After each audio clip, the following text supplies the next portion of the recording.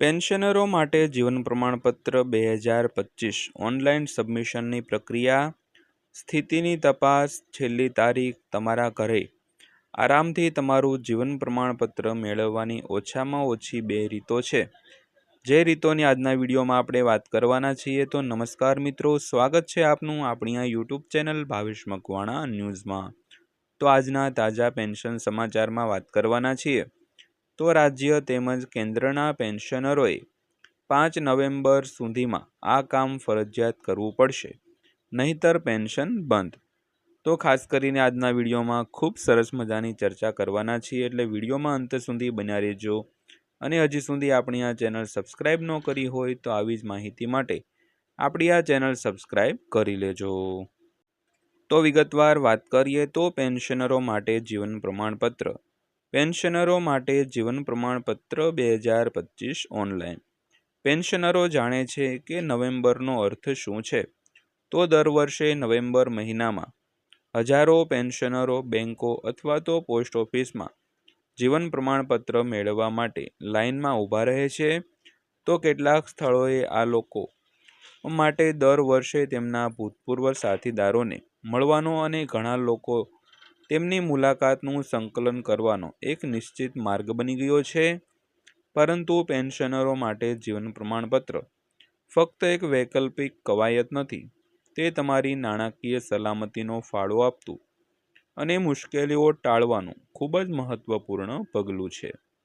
તો જીવન પ્રમાણપત્ર ઓનલાઈન. પેન્શનરો માટે જીવન પ્રમાણપત્ર મેળવવું શા માટે મહત્વપૂર્ણ છે તેની વાત કરીએ તો તમારી હાજરી નોંધાવવાથી અને તમારા જીવન પ્રમાણપત્ર મેળવવા માટે દસ્તાવેજો સાથે ફોર્મ ભરવાથી ખાતરી થાય છે કે તમને પેન્શનના પૈસા મળતા રહે છે.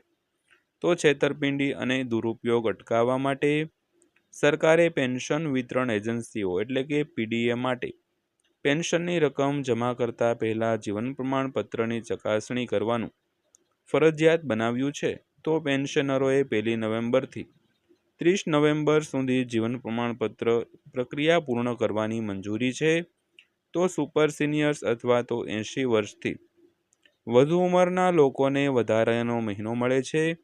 તો 80 વર્ષથી વધુ ઉંમરના લોકોને 1 ઓક્ટોબરથી 30 નવેમ્બર સુધી જીવન પ્રમાણપત્ર સબમિટ કરી શકે છે. તો જીવન પ્રમાણપત્ર મેળવવું ફરજિયાત હોવા છતાં રૂબરૂ હાજર રહીને તેને મેળવવું ફરજિયાત નથી. ત્યારબાદ વાત કરીએ તો જીવન પ્રમાણપત્ર ડાઉનલોડ. જીવન પ્રમાણપત્ર મેળવવા માટેના જરૂરી દસ્તાવેજો. તો તમારી બેંક અથવા પોસ્ટ ઓફિસની મુલાકાત લેતા પહેલાં ખાતરી કરો કે તમારી પાસે નીચેના દસ્તાવેજો તૈયાર છે. તો અહીં એક સરળ ચેકલિસ્ટ છે. તો સૌથી પહેલાં તો Aadhaar number, mobile number, pension payment order એટલે કે PPO number, pension account number અને બેંકની વિગતો. તો તમારે તમારા બાયોમેટ્રિક્સ જેમ કે આઈરિસ અથવા તો ફિંગરપ્રિન્ટ સ્કેન પણ આપવાની જરૂર પડશે. ત્યારબાદ વાત કરીએ તો જીવન પ્રમાણપત્ર ઓનલાઈન કેવી રીતે મેળવવું. તો તમારા ઘરના આરામથી તમારા જીવન પ્રમાણપત્ર મેળવવાની ઓછામાં ઓછી 2 રીતો છે. જો તમારે જીવન પ્રમાણપત્ર દસ્તાવેજ જનરેટ કરવા અથવા તો રજૂ કરવા માટે બેંક શાખા અથવા તો પોસ્ટ ઓફિસની મુલાકાત લેવાની જરૂર ન હોય તો શ્રેષ્ઠ ભાગ છે. તો આ દસ્તાવેજ તમારી પેન્શન વિતરણ એજન્સીને આપમેળે ઉપલબ્ધ થશે. તો પહેલી પદ્ધતિની વાત કરીએ તો તમારા મોબાઈલ ફોન અથવા તો લેપટોપનો ઉપયોગ કરીને જે બાયોમેટ્રિક ઉપકરણ સાથે જોડેલ છે.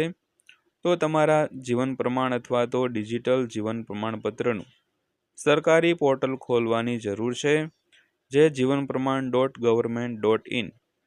તો અહીં આવ્યા પછી ગેટ અ સર્ટિફિકેટ પર ક્લિક કરવાનું રહેશે. તો તે તેમની પીસી કે મોબાઈલ પસંદ કરવાનો વિકલ્પ આપશે. તો એકવાર તમે તેના પર ક્લિક કરો પછી તમે એપ્લિકેશન ડાઉનલોડ કરી શકો છો. તો અહીં તમારે આધાર અને પીપીઓ નંબર જેવી વિગતો ભરવાની જરૂર છે. તો બાયોમેટ્રિક ડેટા દાખલ કરવાના રહેશે. એકવાર ચકાસણી થઈ ગયા પછી તમારું ડિજિટલ જીવન પ્રમાણપત્ર ડિપોઝિટરીના ભાગરૂપે સંગ્રહિત કરવામાં આવશે. તો પેન્શન વિતરણ એજન્સી તમારી બેંક કે પોસ્ટ ઓફિસ તમારા ઘરની બહાર નીકળ્યા વિના તેમને સરળતાથી એક્સેસ કરી શકે છે. તો ત્યારબાદ બીજી પદ્ધતિની વાત કરીએ તો ઉમંગ એપ ડાઉનલોડ કરો અને ખોલો. તો આ ભારતીય નાગરિકો માટે કેન્દ્ર અને સ્થાનિક સરકારી સંસ્થાઓને લગતી સરકારી સેવાઓ ડિજિટલ રીતે એક્સેસ કરવા માટેનું એક પ્લેટફોર્મ છે. તો જીવન પ્રમાણ પસંદ કરો અને જનરેટ લાઈફ સર્ટિફિકેટ પર ક્લિક કરો.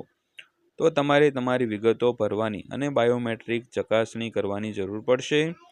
ત્યારબાદ ઓકે કરો અને એપ પછી જીવન પ્રમાણપત્ર બનાવશે અને તમને તમારા પેન્શન વિતરણ અધિકારી દ્વારા ઉપયોગ માટે સંગ્રહિત કરવામાં પણ આવશે. ત્યારબાદ વાત કરીએ તો જીવન પ્રમાણપત્ર ફોર્મ. જીવન પ્રમાણ અથવા તો ડિજિટલ જીવન પ્રમાણપત્ર શું છે? તો જીવન પ્રમાણ અથવા તો ડિજિટલ લાઈફ સર્ટિફિકેટ એ પેન્શનરો માટે બાયોમેટ્રિક સક્ષમ આધાર આધારિત ડિજિટલ લાઈફ સર્ટિફિકેટ છે. તો કોઈ પણ બે લાઈફ સર્ટિફિકેટ એક સરખા ન હોઈ શકે, કારણ કે તે તમારા માટે ચોક્કસ માહિતીનો ઉપયોગ કરે છે, જેમ કે તમારો આધાર નંબર અને બાયોમેટ્રિક વિગતો. તો ત્યારબાદ વાત કરીએ તો life certificate status. Digital life સર્ટિફિકેટનું સ્ટેટસ કેવી રીતે શોધવું? તો એકવાર તમારું જીવન પ્રમાણ આઈડી જનરેટ થઈ જાય પછી તમે https jivanpraman.government.in પર પીપીઓ યુઝરમાં લોગિન કરીને ક્લિક કરી શકો છો અને ડિજિટલ લાઈફ સર્ટિફિકેટ ડાઉનલોડ કરી શકો છો. તો આનાથી તમને તમારા ડિજિટલ લાઈફ સર્ટિફિકેટનું સ્ટેટસ પણ ચેક કરી શકશો. ત્યારબાદ વાત કરીએ તો શું હું જીવન પ્રમાણપત્ર ઓનલાઈન મેળવી શકું? તો કૃપા કરીને નોંધ લો કે સરકારે તમારા જીવન પ્રમાણપત્ર મેળવવા માટે ડિજિટલ વિકલ્પો શરૂ કર્યા હોવા છતાં તે ફક્ત તે જ છે વિકલ્પો. તમે તમારી બેંક શાખા અથવા તો પોસ્ટ ઓફિસ બિલ્ડિંગની મુલાકાત લઈને જીવન પ્રમાણપત્ર મેળવવાની જૂની રીત ક્યાંય ગઈ નથી. તો તમે જીવન પ્રમાણ પોર્ટલ અથવા તો ઉમંગ એપ્લિકેશન પર વિગતો અપલોડ કરવાને બદલે હજી પણ તે જ કરી શકો છો. તો જીવન પ્રમાણપત્ર સબમિશન SBI જીવન પ્રમાણપત્ર ઓફલાઈન કેવી રીતે મેળવવું?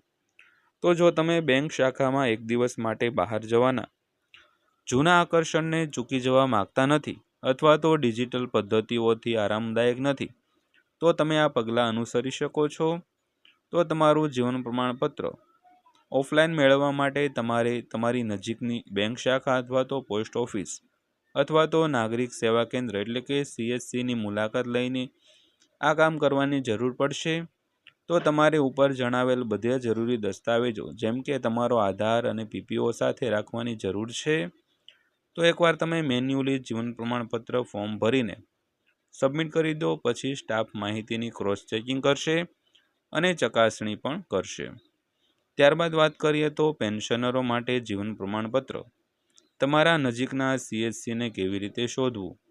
તો જીવન પ્રમાણ વેબસાઇટ એટલે કે http://jivanpraman.government.in ની મુલાકાત લો અને લોકેટર્સ સેન્ટર પર ક્લિક કરો અને નજીકના CSC શોધો. અથવા તમે નીચેનો મેસેજ એટલે કે 7738299899 પર મોકલી શકો છો, જે SMSમાં JPL પછી સ્પેસ અને પછી તમારો પિનકોડ, દાખલા તરીકે JPL 482003 અને તેને 7738299899 પર મોકલી શકો છો. તો આ ત્યાજની માહિતી પસંદ આવી હોય, વિડીયો સારો લાગ્યો હોય તો વિડીયોને લાઇક કરજો અને આવી જ માહિતી જોવા માટે આપણી આ ચેનલ સબસ્ક્રાઈબ કરી લેજો. તો ફરીવાર પાછા મળીશું એક નવા વિડીયો સાથે, નવી માહિતી સાથે. ત્યાં સુધી સૌને જય હિન્દ, વંદે માતરમ.